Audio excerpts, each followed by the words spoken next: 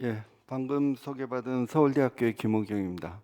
5K 브릿지라고 이름을 한 미래형 교량에 대한 중장기 기술 로드맵을 설명드리도록 하겠습니다. 저희가 먼저 기획을 시작하기 전에 대수심 횡단 장대교량 기술의 세대별 변천이라는 좀 돌아보는 시간을 가져봤습니다. 1900년도까지 현대 장대교량이 생성되기 시작하는 때를 1세대로 봤고요. 그 다음에 타코마교 낙교 사고까지 성장을 하던 시기를 2세대로 봤습니다. 그 다음에 3세대는 현존하는 가장 긴 아카시대교가 지어진 1990년대까지를 봤고요. 이때부터 우리 이제 한국에서도 장대교량의 시대가 막 열리기 시작했다고 볼 수 있습니다. 4세대는 현재 우리가 속해 있는 시기를 포함해서 대략 앞으로 30년 중에 절반 정도 2035년 정도까지를 잡아봤고요. 현재 여러 가지 교량들이 전 세계적으로 진행이 되고 있습니다. 그 다음에 2035년에서 2050년까지 5세대로 저희가 분류를 해봤습니다. 그림에 보이는 것과 같이 지금은 좀 상상의 모습을 갖고 있는 미래형 교량들을 좀 볼 수 있을 것 같습니다. 주경간 5km 플러스까지 한번 생각을 해보게 되었고, 다양한 형식의 그런 교량들 그리고 교통시설들을 참고해 볼 수 있을 것 같습니다. 이어서 우리 한국형 초장대 교량 기술의 경쟁력을 살펴보도록 하겠습니다. 여기 저 시간 좀 체크 좀 해주시겠어요? 우리나라는 구체적으로 3세대부터 기술이 보급되기 시작했습니다. 처음에 남해대교, 진도대교, 돌산대교로 시작된 그 교량 시장이 본격적으로 국산화되기 시작한 게 1990년부터 진행되었다고 볼 수 있습니다. 영종대교, 서해대교, 광안대교가 시작된 시기를 근간으로 그 이유를 보시면 상당히 많은 점들이 찍혀 있는 걸 볼 수 있습니다. 그래서 4세대 현재 들어와서 보면 국내에서 이순신대교하고 그다음에 천사대교가 개통이 됐고요. 해외에서도 역시 제3 보스포러스교, 차카오 브릿지 그리고 차나칼레의 교량이 국내 기술자들에 의해서 현재 건설이 되고 있습니다. 이와 같은 놀라운 기술의 발전은 어디서부터 출발됐을까? 저희들이 돌아볼 때 VC10에 대해서 한번 다시 생각해 볼 필요가 있다고 생각이 됩니다. 당시 2006년 정도로 기억을 하는데요. 초장대교량 사업단을 포함해서 10개의 핵심 기술들을 그림을 그렸었고요. 그걸로 인해서 초장대교량 사업단이 약 한 7년 이상 진행이 됐습니다.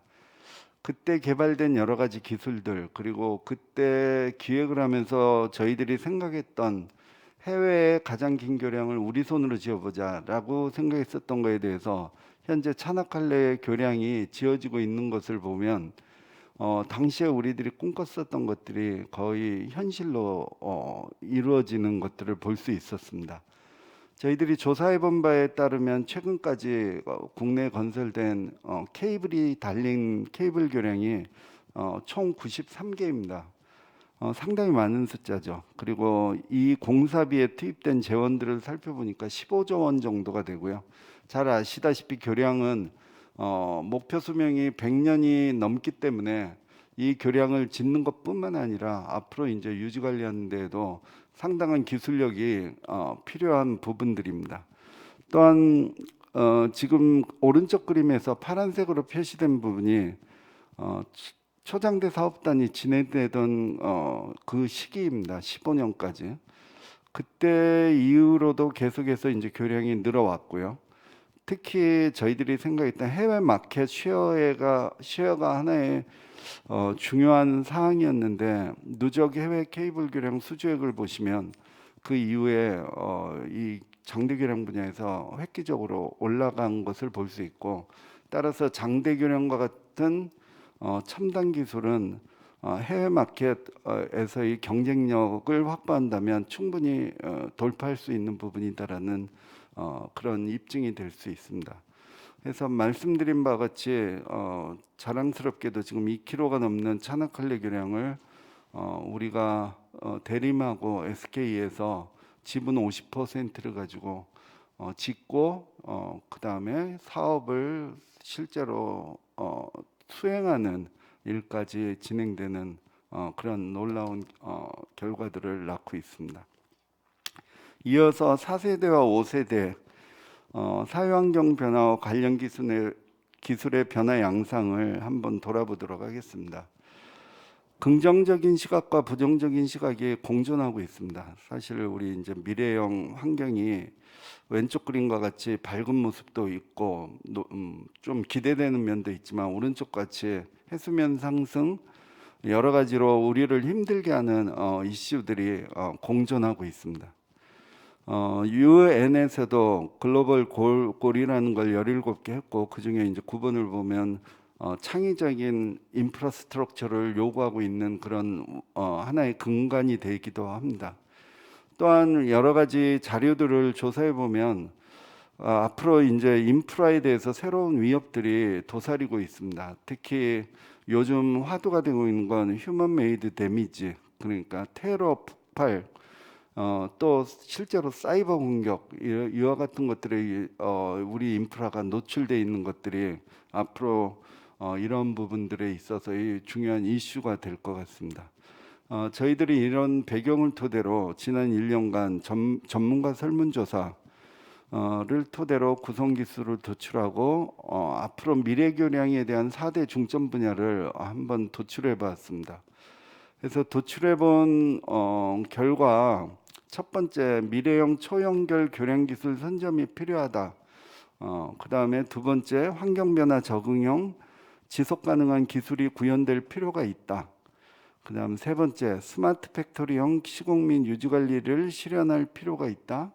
그 다음 네 번째, 지능형 정보와 안전한 주행 환경을 제공하는 고퀄리티 서비스를 제공할 필요가 있다. 이렇게 이제 네 가지 정도를 모아보면 앞으로의 여러 가지 변화에 대해서 대응할 수 있지 않을까 그런 생각을 했습니다. 저희가 30년을 내다보고 로드맵을 그리면서 한 번에 다 그리기는 상당히 어렵다라고 판단하고 중기, 그러니까 4세대가 완성되는 2035년까지를 목표로 먼저 좀 더 가시화되어 있는 그림을 그려봤습니다. 이때까지 예상되는 요구 기술은 첫 번째, 횡단 형식의 다변화, 두 번째, 고성능, 고기능, 고강도, 경량, 친환경 신소재의 필요성, 그 다음에 세 번째, 스마트 무인 자동화 유지관리, 네 번째, 설계 패러다임의 진화. 그래서 성능 기반의 설계가 머지않아 도입될 걸로 판단이 되고요. 그 다음에 다섯 번째로 자율주행 차량 관제 등 사용자 관리자 서비스 플랫폼 구축. 이 부분은 어차피 이제 저희들이 연결하는 구간이 점점 길어질 테니까 그 구간을 달리는 자율주행 차량들을 이제는 교량이 직접 컨트롤 타워가 돼서 관제를 한다라는 그런 개념으로 보시면 될 것 같습니다. 이어서 조금 더 어렵지만 장기 전망을 해보면 현재까지 논의되던 기술들의 상당 부분은 이미 개발이 진행 중이거나 완료되거나 하고 있지 않을까라는 생각을 해봤고요. 그 외에는 우리가 예상하기 쉽지 않은 물류산업의 변화나 사업성 확보 요구에 따라서 다변화될 것으로 보입니다. 그래서 먼저 교량이 갖는 고유의 기능인 교통을 나르는 것 외에도 승객과 물류 쪽에 매스 트랜스포테이션의 기능도 함께 요구되지 않겠느냐. 또한 초장거리 물류 효율화를 위해서 다양한 신형식이 등장을 할 것으로 보고 있습니다.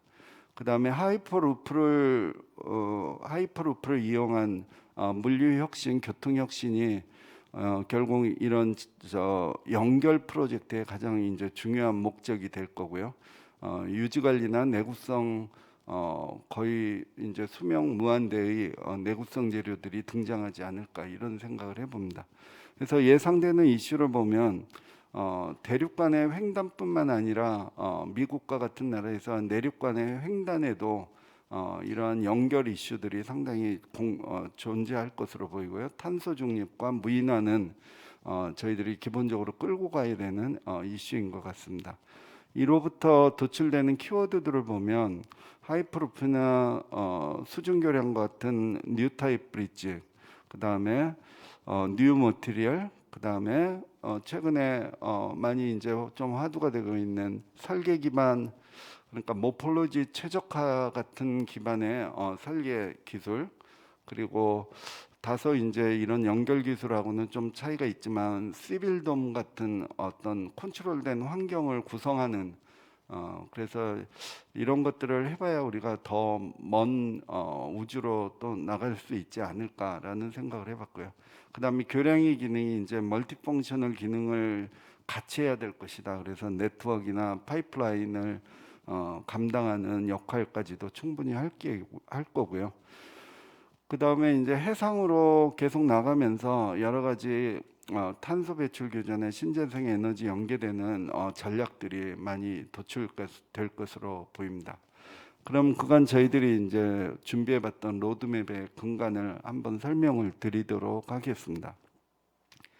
5km라는 의미를 갖고 5K 브릿지를 처음에 그렸지만 저희들이 하는 과정에서 5K는 비단 길이뿐만 아니라 굉장히 이제 연결하는 요소에서 다양한 요소들을 포함하는 것을 구현을 했습니다. 그래서 이 자체는 미래형 기술이라고 이해를 해주시면 좋을 것 같습니다.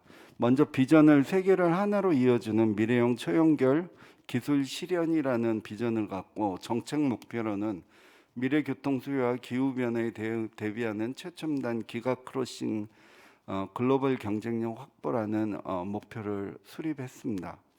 중점 분야는 아까 말씀드린 바와 같이 4가지 중점 분야를 세웠고요. 추진 전략으로 보면 추진 전략 3가지 정도를 잡았는데요. 30년의 기획을 하는 것이 그렇게 만만한 일이 아니기 때문에 저희들이 다소 인위적으로 10년 단위로 처음 10년 부유식 교량, 두 번째 10년 수중 및 미래형식 교량, 그리고 다음 10년을 5K 멀티펑셔널 브릿지라는 개념으로 조금 나눠서 해봤지만 이 부분은 향후에 필요성에 따라서는 사실은 이제 동시에 추진된다거나 그럴 가능성이 상당히 높은 분야라고 생각이 됩니다. 추진 전략 2를 보면 4대 중점 분야를 밸류 체인하고 연계시켜서 계획 설계 쪽에서는 교량 형식의 다변화, 소재 제작에서는 맞춤형 신소재 및 신개념 구조 요소. 그래서 단지 재료뿐만 아니라 구조 요소가 상당히 이제 이런 장대화되는 데에서 중요한 역할을 할 거라고 생각을 했습니다. 시공 분야에서는 신속 정밀 자동화 시공, 운영 유지 관리는 스마트 무인 잔류용 O&M. 그래서 추진 전략 3에서는 이와 같이 10년 단위와 4대 중점 분야를 연계시키는 로드맵을 제시하자라는 그림으로 그렸습니다. 이런 과정에서 저희들이 좀 참고했었던 것이 지금 한참 우리나라에서도 화두가 되고 있는 해상풍력 분야에서 점점 이제 해상 구간으로 진출하면서 플로팅 시스템이 들어오는 부분들을 생각해서 교량에서도 어차피 이제 앞으로 수중과 부유식 교량이 미래 교량의 하나의 또 트렌드가 될 것이다 라는 생각을 해봤고요. 지금 일종의 하나의 예로서 이제 폰툰으로 잡고 있는 수중 교량이라고 보실 수 있습니다. 저희들이 논의를 계속하던 중에 지금 위에 있는 양쪽의 두 그림은 이미 노르웨이나 스칸디나비아 반도 쪽에서 많이 고민을 하고 있는 현실화되기 직전의 어떤 그런 개념들이고요. 저희들이 그림을 그려본 바로는 해중과 해상 그 안에서 교량이 자유롭게 연결이 되고 또한 그 교량의 하부 구조가 변이에 대해서 상당히 좀 유연성을 갖는 그래서 케이블 같은 걸로 지지되는 이런 모습이 앞으로의 교량에 등장을 할 것이다라는 생각을 좀 해보게 되었고요.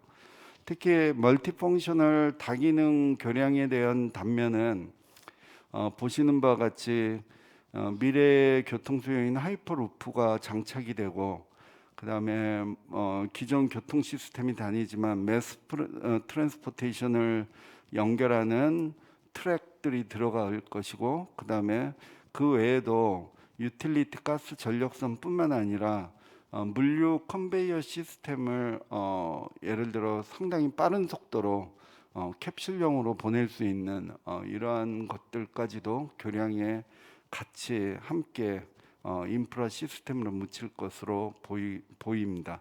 그래서 이와 같은 그림 저희들이 그동안 기획을 하면서 한번 그려본 단면 그림이 되겠습니다. 이러한 내용들을 토대로 저희들이 매크로 TRM과 마이크로 TRM을 구성하고 토탈 11개의 핵심 전략과제를 도출해 보게 되었습니다.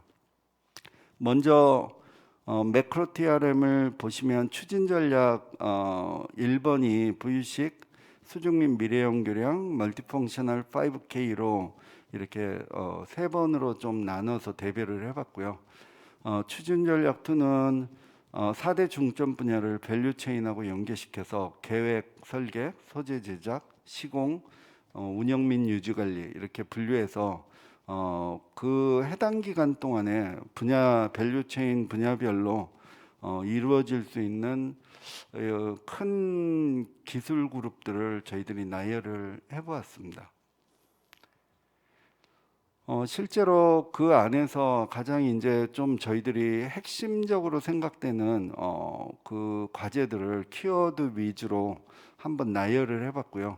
이 안에 들어있는 기술들은 사실은 이제 저희들이 지난 1년간 하나하나를 가지고 굉장히 많이 고민을 해보면서 여기 안에 어디쯤 들어가야 되고 꼭 필요한 기술인가, 그리고 우리가 할 수 있는 기술인가, 이런 것들을 상당히 논의하면서 진행해 본 그림들입니다. 이 것들을 이제 4개의 그 밸류체인과 연계해서 로드맵을 완성을 했고요. 4개 분야로. 그 다음에 이와 같은 도출되어 있는 여러 가지 기술 이슈들을 재분배해서 저희들이 각각에 대응할 수 있는 전략 과제, 그러니까 어느 정도 연구단급의 과제라고 보실 수 있을 것 같습니다. 그래서 총 11개를 도출을 했고, 그 중에서 우선순위를 AHP 분석으로 도출해 본 결과 지금 빨간색으로 표시한 상위 6개가 그 중에는 조금 더 우선순위가 높은 기술들로 도출이 됐습니다. 그래서 이 6개의 핵심 전략 과제 중에서 2개의 단기 우선 추진 과제하고 1개의 예탁국 과제를 저희들이 제안을 해봤는데요. 첫 번째 과제가 신소재 기반 부유식 구조체 기술 개발입니다. 그래서 지금 보시는 바와 같이 우리 전통적인 고정식 기초를 쓰지 않는 그러한 교량 형식, 또 그 저희들이 이제 추구하는 바는 부유체 구조체가 모듈화돼서 그것을 2차원, 3차원으로 발전시키면서 다양한 수요에 대응할 수 있는 모듈형 부유식 구조체 기술 개발을 하나의 과제로 제안을 하게 됐고요. 또 한 가지는 케이블 교량 디지털 O&M 기술 개발입니다.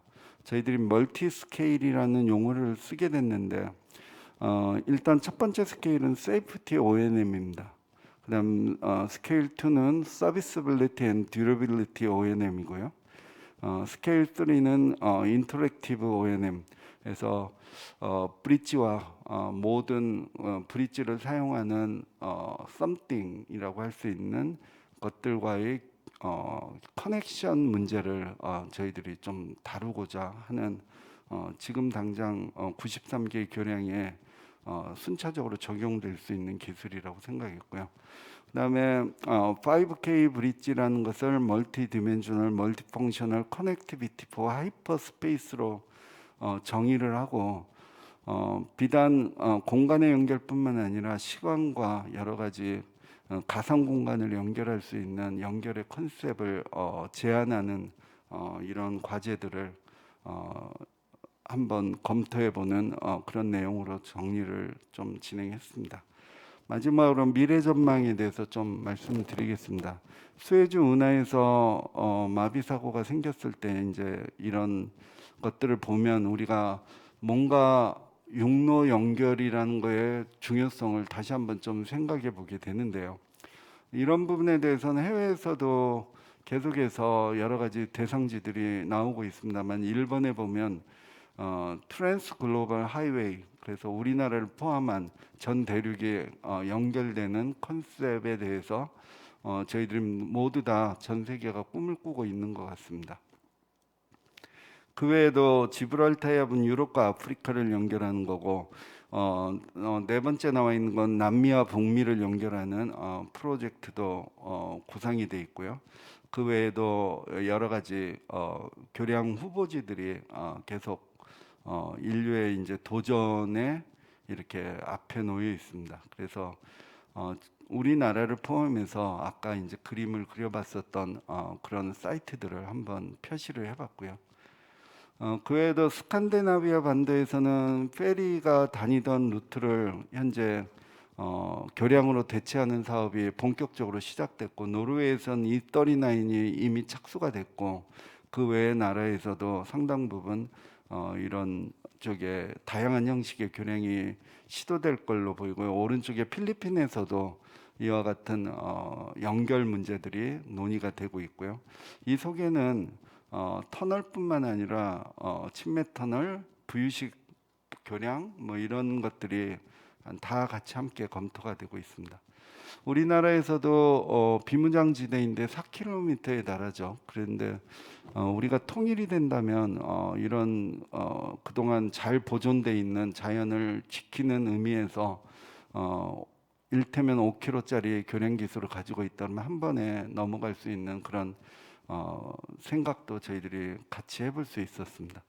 그래서 지금 얘기했던 5K는 비단 길이뿐만 아니라 저희들이 생각하는 한국형 미래형 교량 기술을 통틀어서 K 브랜드로 제시하고자 했고, 이와 같은 꿈들은 저희들이 그 꿈을 가지고 있는 이상 보시는 바와 같이 다양한 방면에서 실현될 수 있을 거라고 생각합니다.